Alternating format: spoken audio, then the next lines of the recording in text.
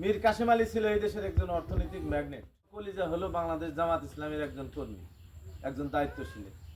আর অন্যান্য দলের নেতৃবৃন্দ এই দেশে তারা 12টা বাজানোর পরে যখন দেখছে পরিস্থিতি খারাপ, যেভাবে পারুক বর্ডার দিয়া নদী সাঁতরায়া যার যার মতো যে যেভাবে পারছে দেশ থেকে কিন্তু পালাইছে। তো বাংলাদেশ শহীদি কাফেলা জামাত ইসলাম এই দেশকে ভালোবাসে, মাটিকে ভালোবাসে এবং আল্লাহকে ভয় করে, যার কারণে মানুষকে ভয় করে চলে না, যে মানুষের হাতে হায়াত এবং মৃত্যু থাকে। এরকম কলিজা হলো বাংলাদেশ জামাত ইসলামের একজন কর্মী, একজন দায়িত্বশীল।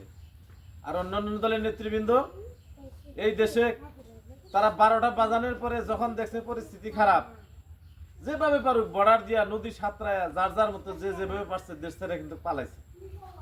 তো বাংলাদেশ শহীদি কাফেলা জামাত ইসলাম এই দেশকে ভালোবাসে, মাটিকে ভালোবাসে এবং আল্লাহকে ভয় করে, যার কারণে মানুষকে ভয় করে চলে না, যে মানুষের হাতে হায়াত এবং মৃত্যু থাকতে পারে। উপস্থিতি আমি আপনাদেরকে এতটুকুই বলবো যে বাংলাদেশ জামাত ইসলামী এই দেশে আদর্শিক একটা সংগঠন, আদর্শ দিয়ে রাজনীতি করতে চায়। সেই আদর্শটা হলো কার?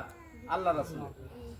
বর্তমান প্রেক্ষাপট আপনারা লক্ষ্য করলে বুঝতে পারবেন, বাংলাদেশের প্রাচ্যের অক্সফোর্ড ঢাকা বিশ্ববিদ্যালয়, যাকে এই পূর্বের একটা অক্সফোর্ড বলা হয়। অক্সফোর্ড হলো পৃথিবীর মধ্যে সর্ববিখ্যাত একটি বিশ্ববিদ্যালয়ের নাম, সেটা আমেরিকা।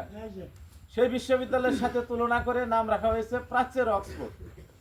সেই বিশ্ববিদ্যালয়ে দীর্ঘদিন বিভিন্ন সংগঠন নেতৃত্ব দিয়েছে, সেখানে ছাত্ররা কত নির্যাতিত হয়েছে। আজকে বাংলাদেশ ইসলামী ছাত্র শিবির 54 বছর পর 5ই আগস্টের পর ঢাকা বিশ্ববিদ্যালয়ে ওপেনভাবে রাজনীতি করার সুযোগ পেয়েছে। এর আগ পর্যন্ত শিবিরের ওপেন রাজনীতি ঢাকা বিশ্ববিদ্যালয়ে বন্ধ ছিল।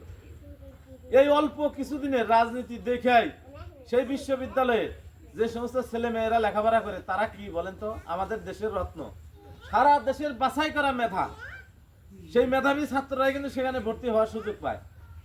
তাদের কাছে যখন ওপেন তারা বুঝতে পেরেছে, তাদের আদর্শ দেখে তারা অনুপ্রাণিত হয়ে একটা ভোট হলো, তারা কোটি কোটি টাকা, টাকার বস্তাও ধরা পড়ছে।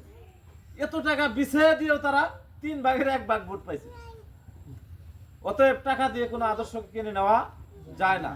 আজকে ঢাকা বিশ্ববিদ্যালয়ের ছাত্রদের এক হলে গাদাগাদি করে 20 জন করে তুলে দিছে, যেখানে রুলস হলো 4 জন থাকার, 4টা করে বেড, সেখানে 20 জন থাকছে, একেবারে নিচে উপরে পালিশ। এগুলো সব বহিরাগত নেতা।